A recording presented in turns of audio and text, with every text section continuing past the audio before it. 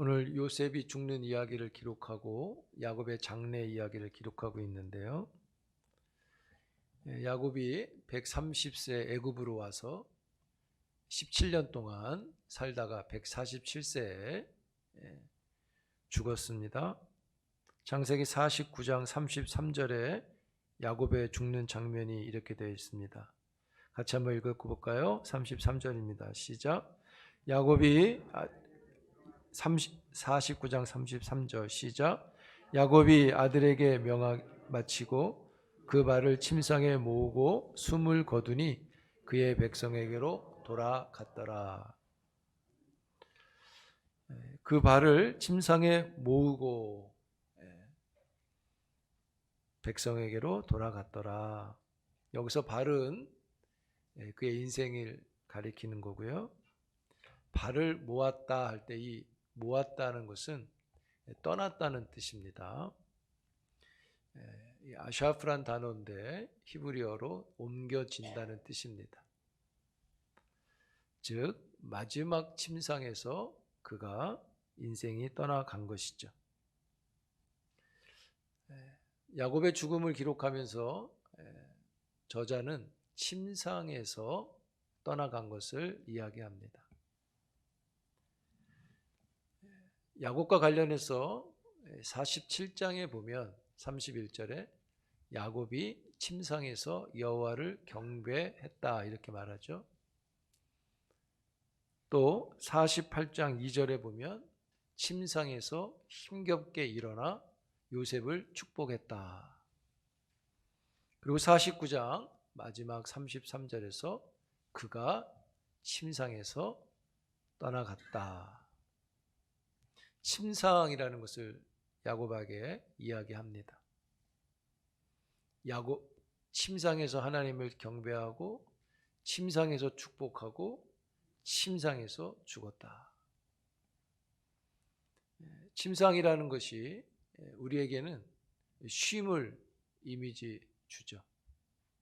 안식도 주고 또 잠을 청한다는 것을 생각하게 하죠. 그래서 야곱은 침상에서 예배도 하고 침상에서 축복도 내리고 이젠 침상에서 그가 편안하게 잠을 자는 듯한 죽음을 맞이합니다. 하나님의 안식의 나라로 간 것이죠.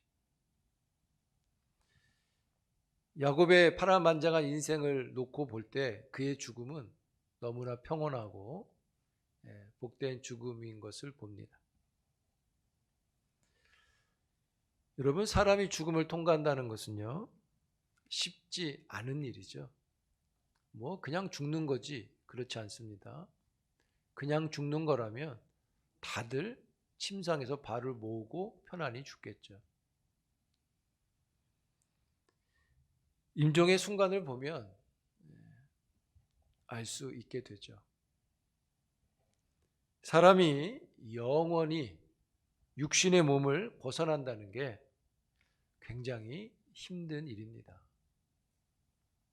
우리가 태어날 때도 물론 힘들지만 우리가 육신을 벗고 죽음을 맞는 그 순간도 무척 힘든 순간입니다. 이런 말이 있습니다. 9988234 우리 순창두락은 이 이야기를 나누었는데 9988234 99세까지 팔팔하게 살다가 2, 3일 알아두었다가 죽는 것을 가리키는 말이랍니다. 2, 3일 동안만 딱 아프고 그냥 딱 죽는 거. 이 스탠포드 대학의 제임스 프라이스라는 교수는 이 2, 3일만 아프고 딱 죽는 것을 가리켜 질병의 압축이라고 표현했더라고요. 그만큼 2, 3일만 아프고 딱 죽는 게 굉장히 어려운 거죠. 그러니까 죽음이 그만큼 어렵다는 겁니다. 2, 3일만 아프고 죽어도 잘 죽은 거다 이렇게 말을 해야 되는 그만큼 죽음은 우리가 벗어나는데 힘든 거죠. 그런데요, 우리가 하나님을 믿는 믿음을 갖고 있으면 우리의 영혼이 육신을 벗을 때, 그 죽음의 문을 통과할 때 우리 영혼은 평안할 줄로 믿습니다. 그게 믿는 사람들이 갖고 있는 복이죠. 야곱은 파란만장했지만 죽을 땐 편안히 죽었습니다. 정신이 또렷해서요, 할 말 다 했고요, 발을 모으고 잠자듯 죽었습니다. 이런 말 하면 좀 그렇지만 우리 모두도 이런 편안한 죽음이 있기를 바랍니다. 아멘이 크네. 기분 나빠할 것 같은데. 우리가 그만큼 죽음을 알고 있기 때문인 거죠. 하나님을 향한 믿음이 있을 때, 그래서 성경은 말하죠. 성도의 죽음은 아름답다, 이렇게 말하는 거죠. 하나님이 그 영혼을 영접해 주신 겁니다. 그의 영혼을 받으셨다는 것은 믿음을 받으신 것이죠.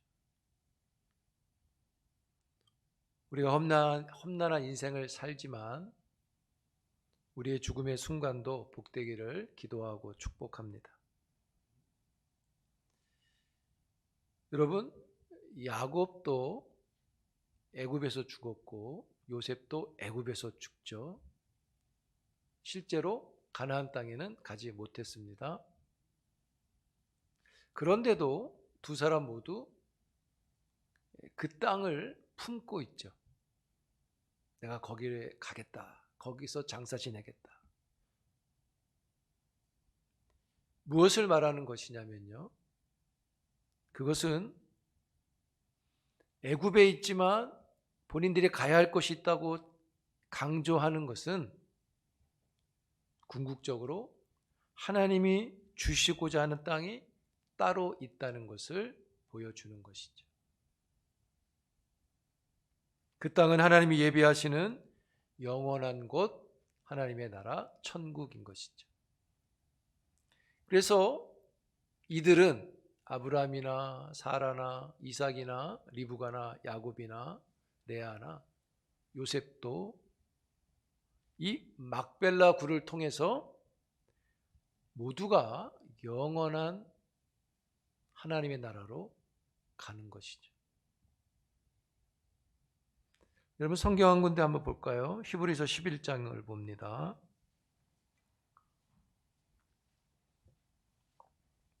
신약성경 히브리서 11장 16절.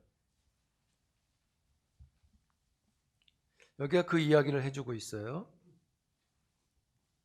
같이 있습니다. 시작.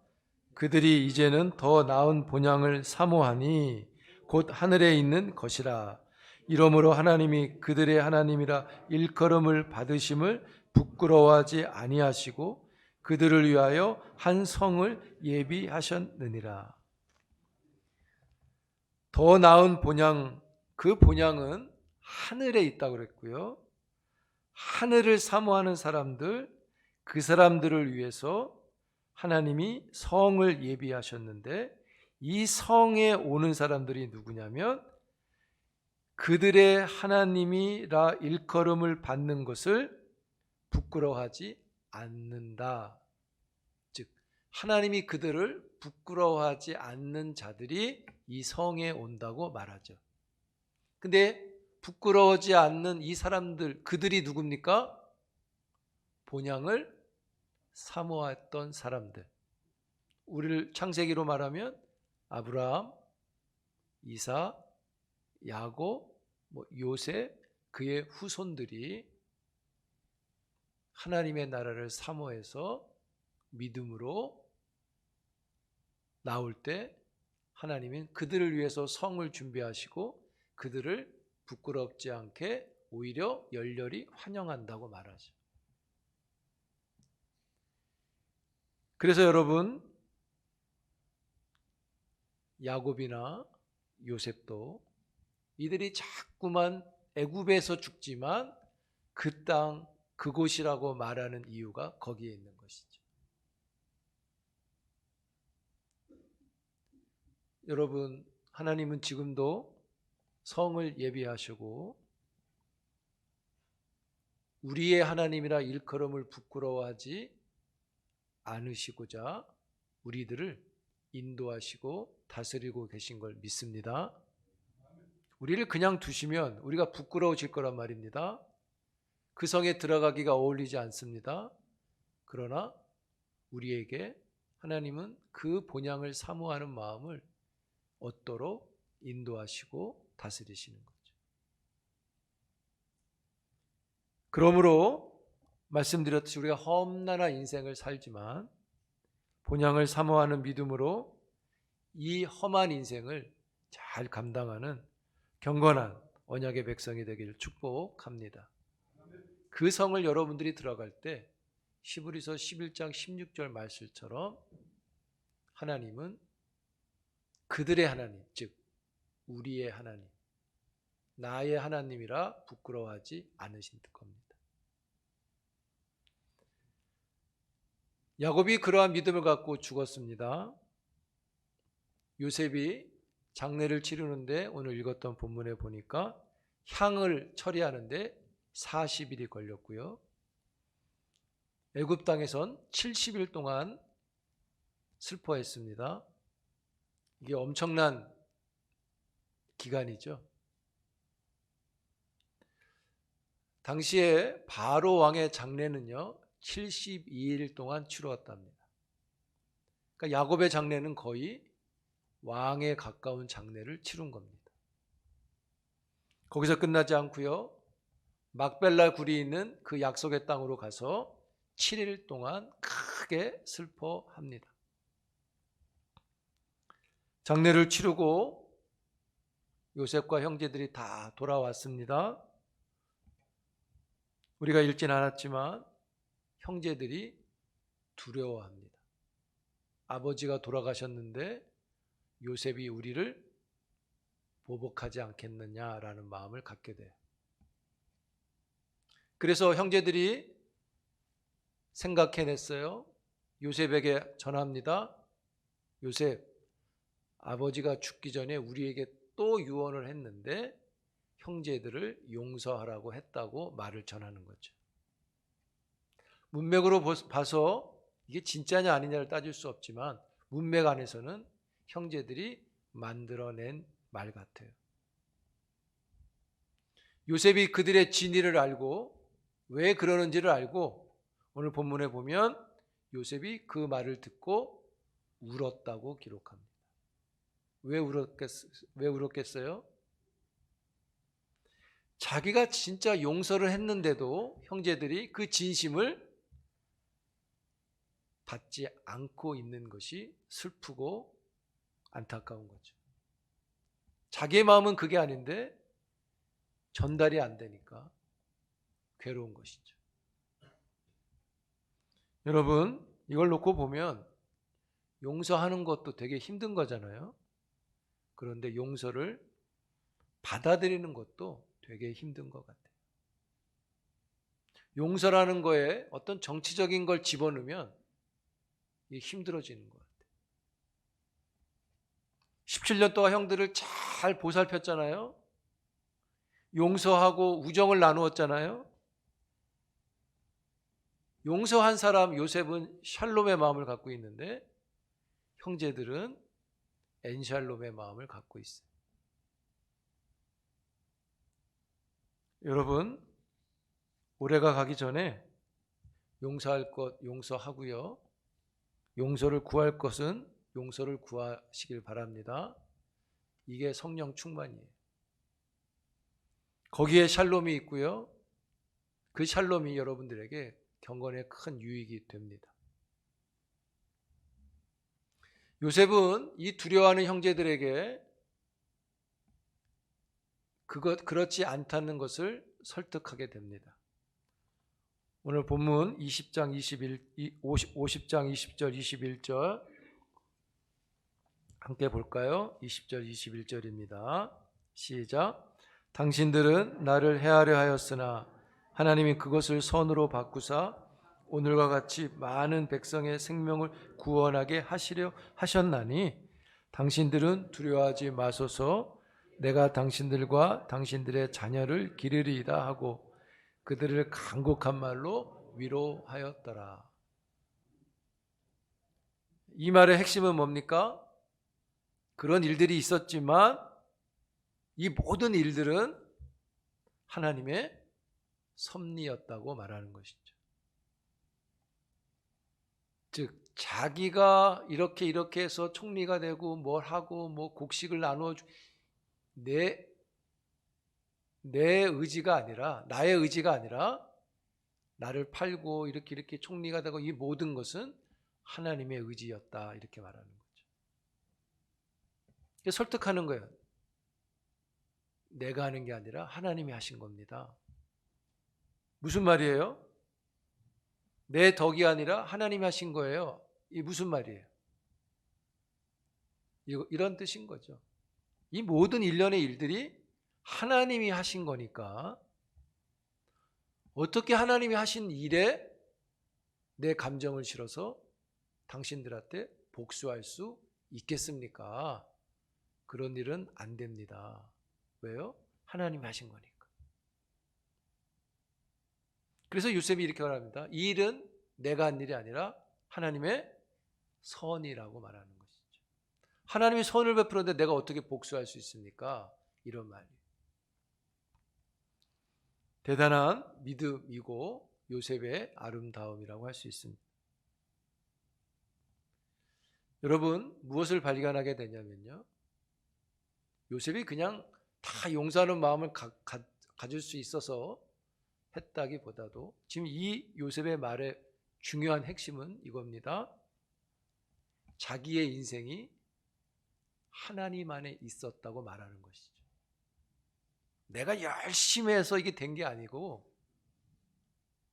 하나님 안에 있는 인생이었습니다. 뒤집어 보면 그런 얘기예요.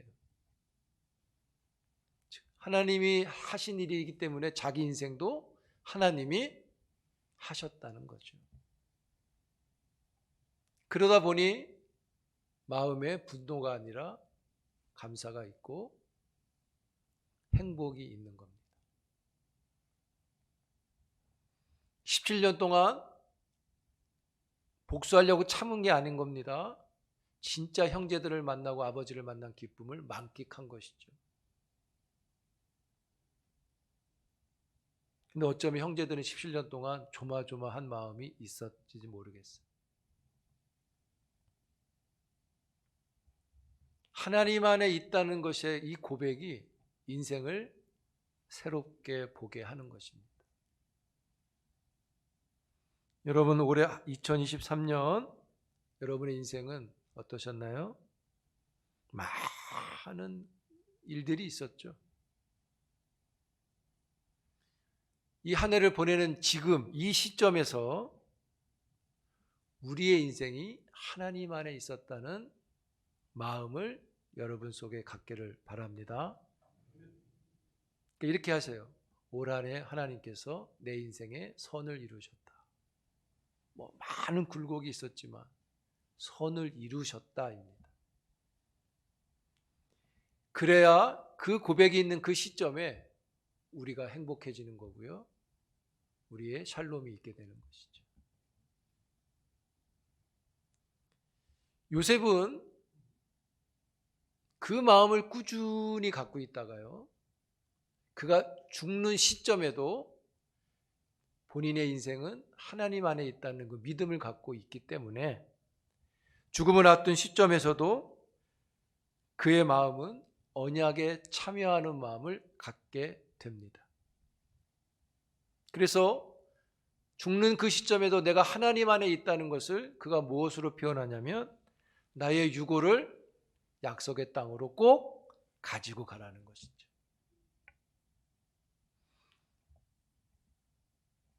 그러면서 이런 이야기를 했죠. 24절 25절 한번 읽어볼까요? 같이 시작. 요셉이 그의 형제들에게 이르되 나는 죽을 것이나 하나님이 당신들을 돌보시고 당신들을 이 땅에서 인도하여 내사 아브라함과 이삭과 야곱에게 맹세하신 땅에 이르게 하시리라 하고 요셉이 또 이스라엘 자손에게 맹세시켜 이르기를 하나님이 반드시 당신들을 돌보시리니 당신들은 여기서 내 해골을 메고 올라가겠다 하였더라. 여러분, 이 말의 핵심은 또 뭘까요? 그것입니다. 나는 주구나. 내가 당신들을 그동안 돌봤지만 죽으면 못 돌보잖아요. 이제는 누가 돌본다? 여기 25절에 했잖아요. 하나님이 반드시 당신들을 돌보십니다. 근데 그 돌봄이 어디를 향하고 있습니까? 해골이 가는 그곳, 약속의 땅을 향하고 있죠. 애굽에서 돌본다는 표현을 쓰지 않습니다. 돌보시리니 꼭 내 유고를 약속의 땅으로 가져가라. 너희들이 가라는 것이죠. 그것을 향하라는 것입니다. 그것을 바라보라는 것입니다. 여러분, 요셉은 죽으나 나는 죽으나 하나님은 살아계시죠. 그래서 하나님이 주신 약속은 계속 살아 있는 것입니다.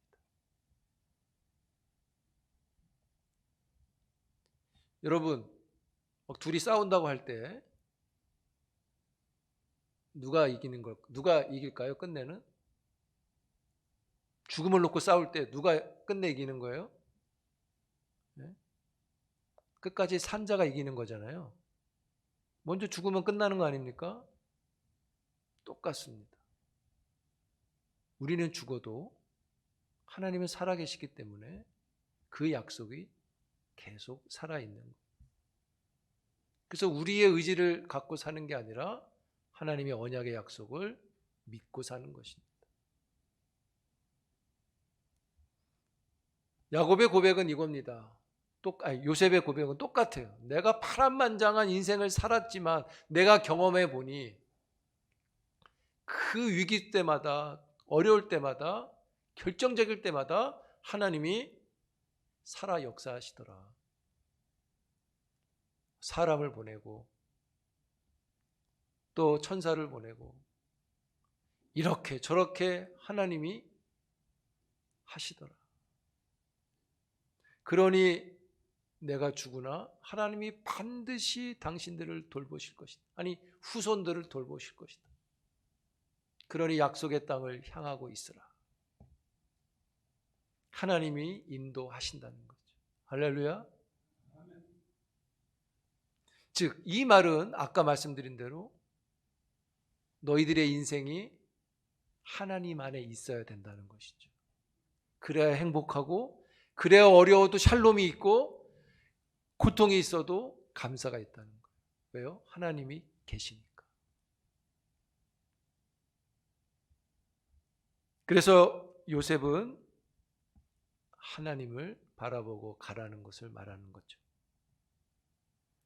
여러분, 찬양 중에 이런 찬양이 있습니다. 내 인생 여정 끝내어 강 건너 언덕 이를 때 하늘문 향해 말하리 뭐죠? 예수 인도하셨네. 이 가시밭길 인생길을 나 허덕이면서 갈 때 시험과 환난 많으나 그때도 예수 인도하셨네. 매일 발걸음마다 예수 인도하시네. 나의 무거운 죄짐을 벗고 하는 말 예수 인도하셨네. 이 고백이 우리의 믿음이 되고 복음이 되기를 축복합니다. 창세기를 우리가 마치는데요. 하나님이 천지를 창조하시고 거기에 사람을 두시고 그 사람에게 창조의 목적을 부여하시고 그 창조의 목적을 바르게 이루도록 언약의 약속을 주셨죠. 그리고 그 언약의 백성을 아브라함으로부터 불러내시고 그 언약의 사람들은 죽지만 하나님은 살아계심으로 그 언약은 그 다음 후손들에게 계속 되어져서 오늘 우리에게 그 언약의 큰 일들이 이루어지죠. 우리에게 언약의 일들이 가장 크게 일어난 게 뭡니까? 우리가요 예수 그리스도를 만난 것입니다. 할렐루야. 이게 창세기 타락 때 주셨던 그 언약의 말씀이 성취인 것이죠. 여자의 후손이 우리에게 오셔서 큰 언약을 이루신. 그래서 하나님은 그 사람들을 가지고 다시 그 창조의 목적을 이루어 가게 하시는 거죠. 사랑하는 성도 여러분, 족장들은, 요셉까지가 족장인데요, 족장들은 죽고 없지만 하나님의 약속은 여전히 우리에게 살아 있습니다. 그 약속을 붙잡고 하나님의 큰 그 창조의 목적을 이루어가는 여러분 되기를 바랍니다. 히브리서로 말하면 본향을 사모하는 그 믿음으로 부끄러움이 아닌 자랑스러운 주의 자녀들이 되기를 축복합니다. 이러한 아름다운 큰 일들을 이루어가는 하나님의 아름다운 경건한 주의 종들이 되기를 축원합니다. 우리 함께 기도할까요? 하나님이 우리를 다스려 주십니다. 우리를 버리지 않으십니다. 언약으로 붙잡으셨고 새 언약이신 예수 그리스도로 완전히 살려내시고 살아난 자로 첫 주셨던 그 창조의 목적을 이루어가라고 하십니다. 이 땅에 하나님의 영광을 위해서 아름다운 성도들이 되기를 기도합니다. 믿음으로 믿음에 이르기를 기도하며 이 일을 위해 성령이 인도해 주시라고 성령의 충만을 얻고 나가가 하나님 주님이 구원하신 그 일들 속에 뜻을 이루는 종들 되게 주시옵소서. 마지막 요셉이지만 그 마지막을 우리가 또 이어가는 신실한 주의 종들이 되게 해달라고 함께 기도합니다.